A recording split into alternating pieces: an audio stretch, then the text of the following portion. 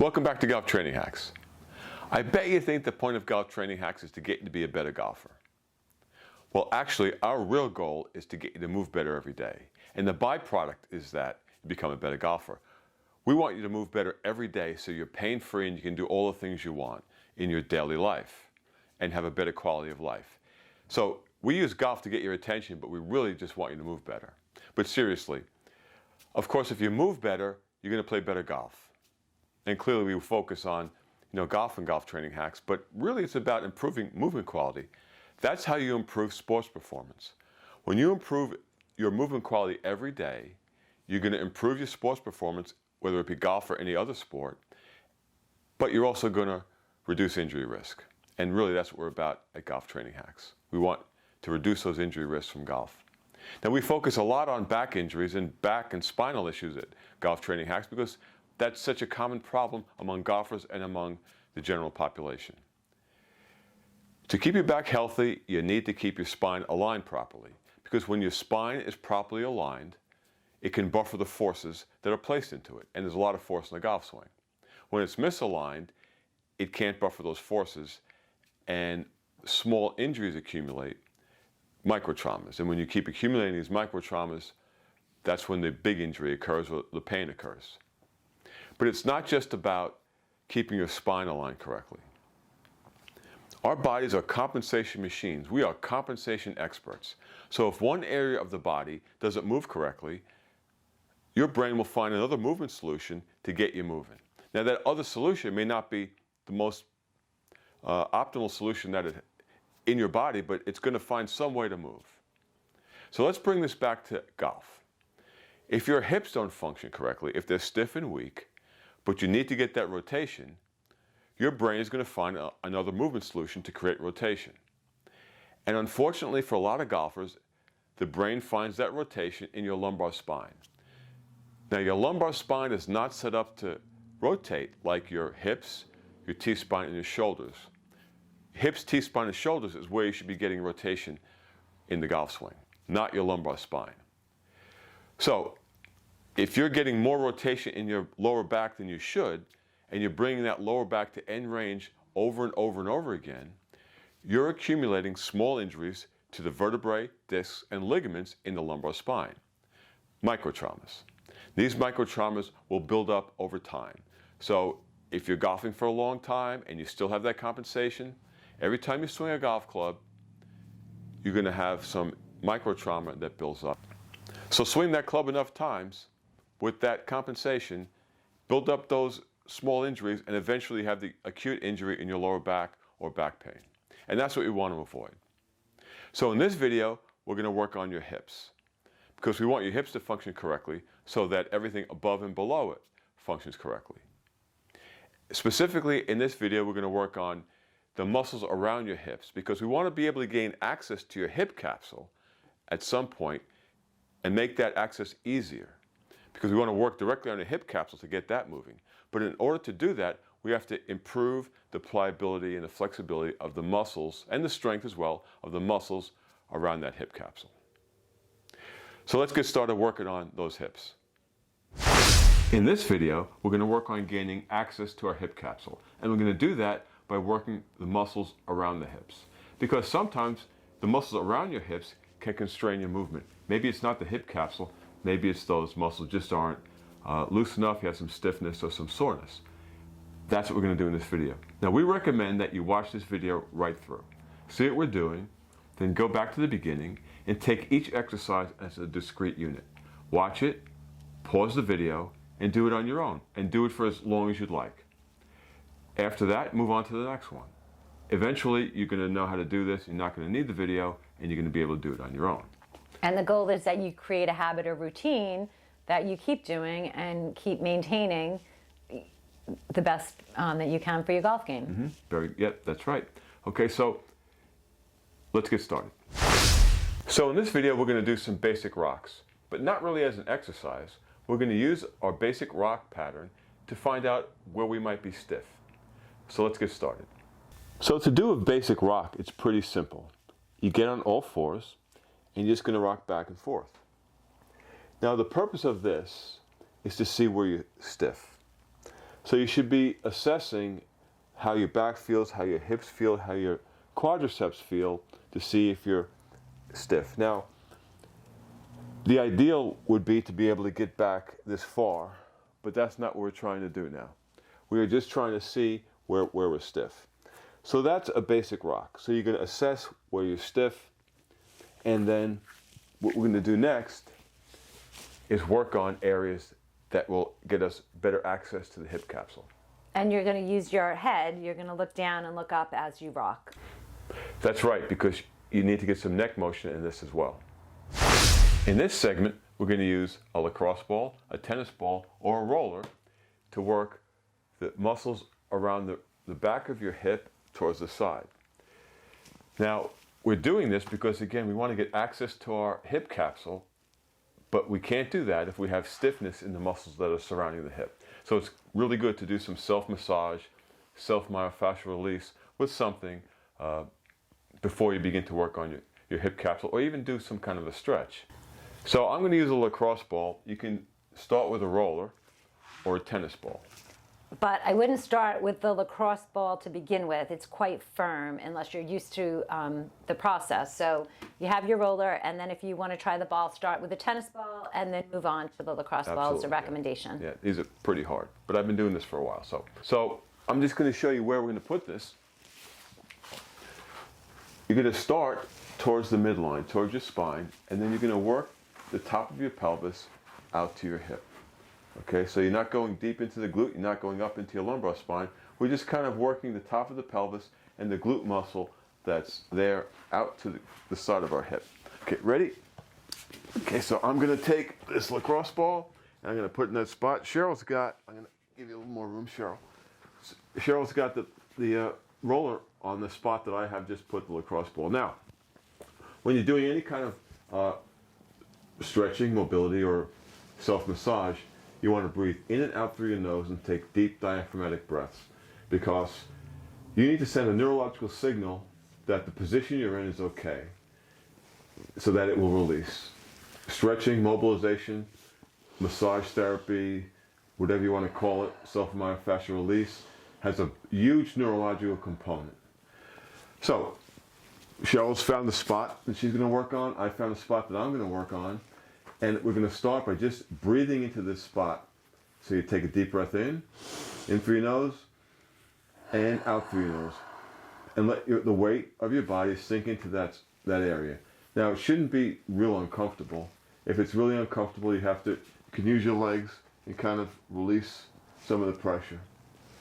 Okay, so if it's too uncomfortable, that's going to be counterproductive, because it's going to be sending the wrong signal to your neurological system that this is some kind of threat, and it's something we really don't want to do. Okay, so you should be relaxed, fairly comfortable. You should feel pressure. It may be a little uncomfortable, but just don't make it extremely painful. Okay, so now what we're doing is now we're going to begin to just kind of roll the ball around and try to find more spots and work towards the side of your hip. Now this is for demonstration, right? You would spend 2, 3, 4 minutes or longer even on one spot to try to get a release. So let's say 10 is very painful, 1 isn't painful at all. If it's a 6, you can stay on it, and it will release if you do it right, and you make it a 5 or a 4. And the next time you come back, it might be a 5, you make it a 4 or a 3. So we're just doing this for demonstration purposes. You need to work longer than we are. Now, the second way you can work is you can take your leg and move it back and forth. So you can pin that spot that's not too comfortable or a little stiff, and you can just move your leg around. You can extend it, bring it back up. You can, if you really want to make that area tight, this really tenses things up. You can bring your knee all the way up. So you can play around with what you feel is best. Third way is you can just move the ball around, and Cheryl can just roll on the roller. Now, when you're using a roller, you don't want to roll up and down. You want to go across the muscle, side to side. Side to side. Mm-hmm. That's more effective. Okay. So now we're just rolling, and we're going to go out. You're going to work out towards the side of your hip. You're not exactly totally on your hip. You're still kind of on that glute max that's kind of blending into the muscle in the side of your hip. Okay? So, tennis ball, lacrosse ball, roller, anything you want to use will be great to work on it. Don't forget to work on both sides. Just because we are showing you one side, we are doing the other side also, and you want to be balanced. That's right. So lacrosse ball, tennis ball, roller, you choose it. Don't start with that. And work from the midline out to the side of your hip. Okay, let's move on to the next segment. In this video, we're going to work on our lat muscle. Now, if you're wondering why we're working on the lat muscle when we're talking about hip function, it's because the lats are attached to your hip. Actually, the lats are attached to the top of your pelvis and into the upper arm. So it has a lot to do with the hip function. If your lat muscle is tight and stiff, you're not going to be able to rotate as well, and it has implications to your hip. So we're going to use a roller, and we're going to work on getting some more extensibility, some blood flow, some pliability into the lat muscles. So that's going to improve the hip function. Okay? Ready, Cheryl? Ready. Let's go. Okay, so you're going to put the roller down. And for this, we're going to start at your last rib. So it's right about there. You don't want to go into your lumbar spine here. You want to stay about there. You don't want to really go down into the hip at this point. So there's can you see, Cheryl? Yep. Okay, you got it? Okay. So there's a couple of ways that you want to use a roller. The way that most people use a roller is kind of incorrect. Just rolling up and down like that is not very productive. What you want to do is roll up and down to maybe find something that's uncomfortable or stiff. Then you can stay on that point. But once you find that stiff or uncomfortable spot, here's what we want to do. First, diaphragmatic breathing is so important. You want to breathe in through your nose and out through your nose, deep into your diaphragm. Because that's sending a neurological signal that the position you're in is okay and it's not a threat. That's so important to any kind of mobilizing or stretching. You need to send a signal that this is okay and you can release the trigger point or the stiff area. So let's say that that's the point that I want to work on. All I'm going to do at this point is just take a deep breath in through my nose and out through the nose. And Cheryl and I are letting our body weight just sink into that stiff or area, or let's say it might even be a trigger point that's kind of uncomfortable. So just stay on it for 2 or 3 minutes. Deep breath in and out through your nose. And just keep sinking into that area. You can either support your head too. If you can kind of lever over it, that's even better. Go to where you can. Don't be too uncomfortable. The second way is and this is if you're rolling your hamstrings, your quads, whatever, you want to roll across the muscle. So now we are on the lat, so that's towards your back. You don't want to be rolling all the way onto your ribs, at least for this exercise. You want to stay towards your back and roll a little bit forward. So you're rolling across the muscle. Now you find that spot that's stiff, trigger point, or that part that's a little uncomfortable, and you're going to roll slowly. And I'm speaking, but if you notice that Cheryl is breathing, as you're doing this, you're breathing in through your nose, out through your nose, deep diaphragmatic breaths. Now, if it's too uncomfortable, it's counterproductive, because then you're going to be sending signals that this is not good and your body's going to resist. So what you want to do is use your arms and legs to support yourself so that you can raise yourself up. So you can put your forearm down, put your hand down, put your foot down, and raise up or release. Now, the less support you have, obviously the more pressure you're putting on that area. So you can hunt around, find some more areas. I'm going to move that up a little bit. So let's say that's another area. So what I'm going to do now is I'm going to push back against this roller. So I'm kind of scrunching up the muscle. Then I'm going to roll forward. Now when I'm forward, I'm going to push to you. So I'm scrunching up the muscle again. It's kind of bunching up towards my back. And I'm going to go back. So I guess you could call it a scrub. I'm going to you. And now I'm rocking back. I'm going back to Cheryl, and I'm rocking forward. And I like to use the support for the head, and then the neck doesn't get as involved. It could be a little more isolated, the spot that you're working on that way. Right, and that... It's personal preference. Personal preference, and Cheryl's right in that this should not be very uncomfortable. You shouldn't be working on your back, your lat muscle, and your neck is hurting, okay? That's very counterproductive. This should feel pretty good. It may feel a little uncomfortable, but that's okay. And by the way, if you can go up and down your lat and you don't have any trigger points, any stiffness, any pain, any discomfort, that's what it should feel like.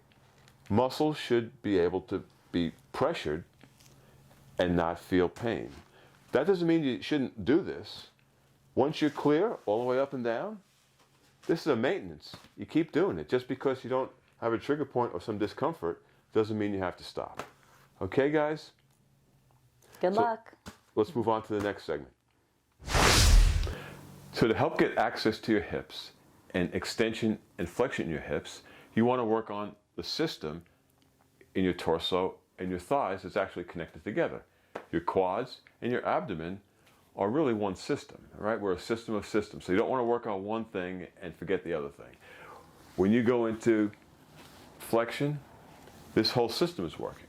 When you're going into extension in your hip, this is working. I mean, if this is tight, it's going to be hard to get into this position. So we're going to use a roller to work on the quadriceps. Now, there's a certain way you need to do this.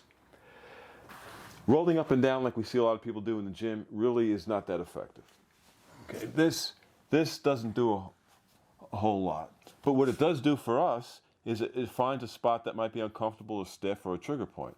So you can roll up and down until you find a spot that you want to work on. Now, I've found a spot that feels a little uncomfortable. The progression that we always use is breathing. That's number one. You want to breathe in and out through your nose, deep diaphragmatic breaths. That sends a neurological signal that everything is okay. This is not something that's a threat to your system, and that's going to help you release. So deep breath in, out through your nose, and just let the weight of your legs sink into that area that's uncomfortable or stiff. That's the first way you can do it. The second way is you can roll across the muscle. So what I'm going to do is roll across the point that's uncomfortable or stiff. That's number two. The third way is to pin that area down and get some movement in it. So I'm on that point, that trigger point, or that spot that's stiff or uncomfortable, and I'm moving my leg across, back and forth, up and down, nice and slow. I'm talking, but you'll be breathing when you're doing this, right? So I'll take a deep breath in and let it out through my nose. Nice and slow. And actually the other thing you can do also is contract and then relax. So I'm going to contract, take a deep breath in, contract for 4 seconds, 1 1,000, 2 1,000, 3 1,000, 4 1,000, and release as I release the breath.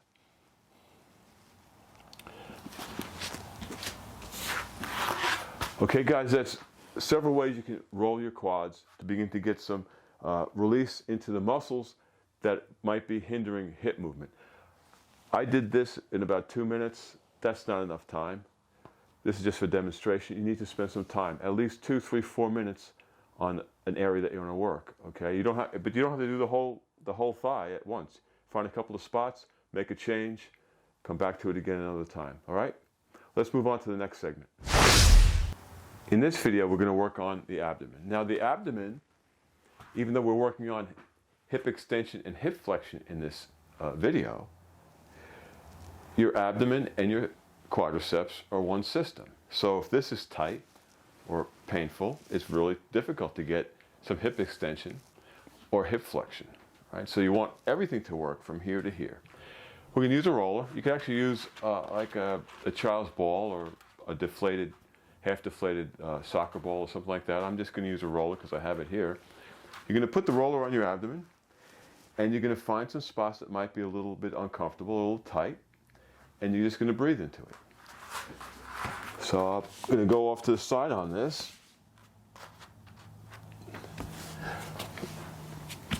Now, this might actually feel kind of uncomfortable for some people, because I bet you've really never thought about putting a roller or a ball on your abdominals and beginning to do some release work. But it's really important. It's actually important for your lower back too, to help avoid some back pain. So what I'm going to do now is take a deep breath in through my nose,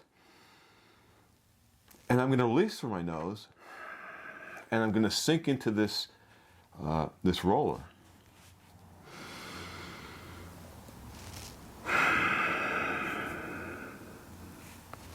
So I'm just trying to relax into that area that I'm working on.